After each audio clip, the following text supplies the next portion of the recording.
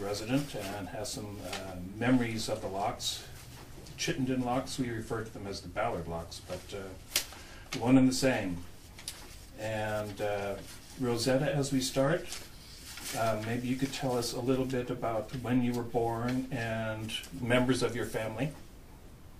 You want to know where I was born? Yes, sure. Port Townsend, Washington. Port Townsend, Washington. December 30th, 1904. And how big was your family? There was 4 boys and 4 girls. And, of course, my mom and dad. Right. And what did your father do? What was his occupation?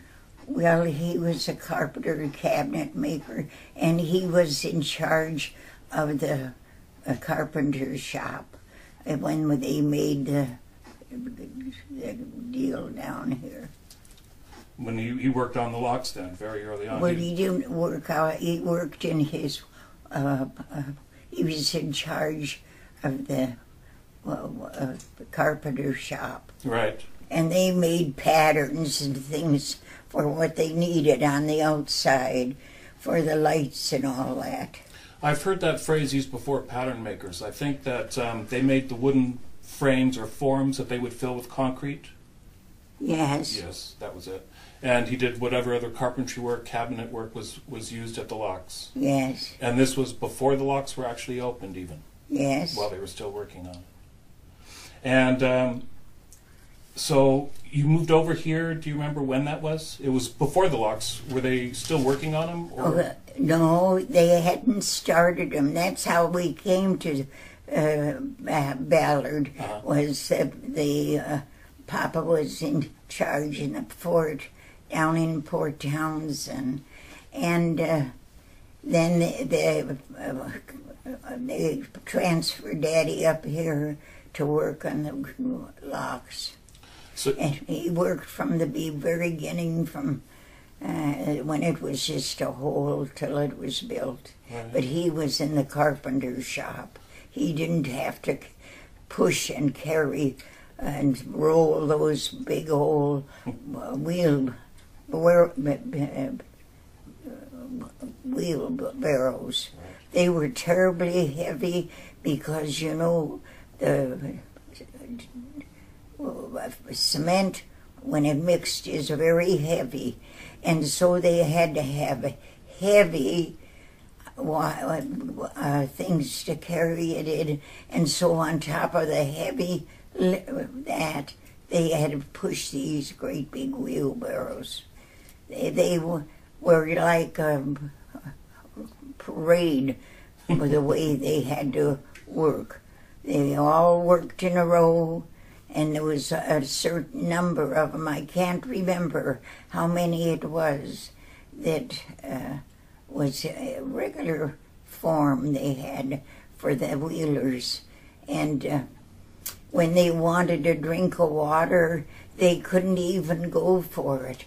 They had to stand alongside of the wheelbarrow, and they had water boys, and when they wanted a drink, the men held up their hands and stood by the wheelbarrow. They never left that wheelbarrow, and stood by the wheelbarrow and got their drink, and then they would go on their way. But they could not leave the wheelbarrow. Right. Did you tell me that 2 of your brothers worked down there as water boys? Yes, they did for a short time. Uh-huh. Then they got other jobs. Do you remember about how old they were then? Were they school age or older? Yeah, they were school age. Uh-huh. They were about 17 and, 16 or something. I don't know. Right. They were in their teens. Uh-huh. I don't suppose you would remember what they would have been paid. Pardon? What they would have been paid? How much Been they paid? made? Oh, I don't know either. Yeah. Well, the men didn't get paid much. My gosh, everything seemed to be 2.50 a day. Yeah. Yes. I mean, they didn't get big wages at all like they worked. Right. You know, they worked a whole year to get $3,000. Here they make that in a week or something. But we worked a whole year to get to $3,000. So when they bought a home, they were reasonable. They'd be $2,000 and $3,000, but it would take a long time to pay for them because they had to live in between, buy clothing for the kids and all that. So they had very little wages for what they worked on. That's true indeed. So when you moved to Ballard, you moved actually pretty close to where the locks are today. Is that right? Yes. And It's just where the hole was, right there. uh-huh. And do you remember seeing it before they started work on it, that area?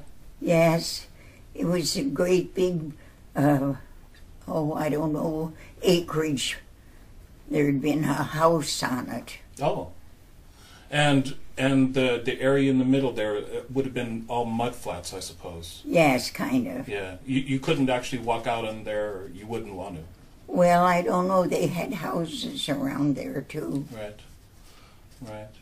I never went in that area at all. Did you go down to the locks while the locks were being worked on? Oh, I went all the time. Did you? And it just broke my heart to see how those dear men worked. Oh, it was terrible. It was just like slavery to me. Right. Bobby, They how worked many people very worked hard. there? Huh? How many people were working there? Oh, gosh, I couldn't tell you that, honey. I know there was hundreds and There hundreds. was quite a number of them were working there, and there was a lot wheeling the wheelbarrows because it took two to wheel those wheelbarrows. They were so very heavy. It would have been a lot more handwork back then, not so much machinery or power tools. Well, And if I have the math right, you that were was all like prairie there, where it was all ground. There wasn't any buildings on it.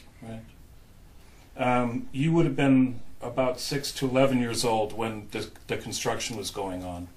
Pretty Oh, young. yes. And so you were in school, obviously. Would you come by like after school and watch it, or? No, I never come back after school because my brother was in the service, and it seemed like Mama wanted us to go to the mailbox every day, so we had a letter every day. Oh. And did your father talk much about his jobs down there? Any specific work that he was doing, or what the conditions were like for him in the carpentry shop? No, they all got along very well. That's all I can say, but they worked like the devil. Right. But he was happy with his move here to come to Yes. Locks. And did it seem like a very big project at that time? I mean, Pardon? did the construction of the locks, did that seem like a huge project? It's certainly... Oh, yes, it was a huge project, and they had little to work with. Right. That was the problem. They had only little bitty mixers, and a lot of them. And those little things, they would have to shovel them on the wheelbarrows, and then the two men would wheel the barrow when it got loaded and wheel it to the project. There they had to take the shovel and shovel it off and put it into the forms with a shovel. So you can imagine how they worked. I can indeed. Were the farms created, Bobby? Were the farms created by the carpentry shop? The farms? The forms that the Forms. concrete was poured into? Oh, Is yes. that his job? Well, sure, Daddy had to make a lot of forms and stuff. And Yeah. all the men in that workshop.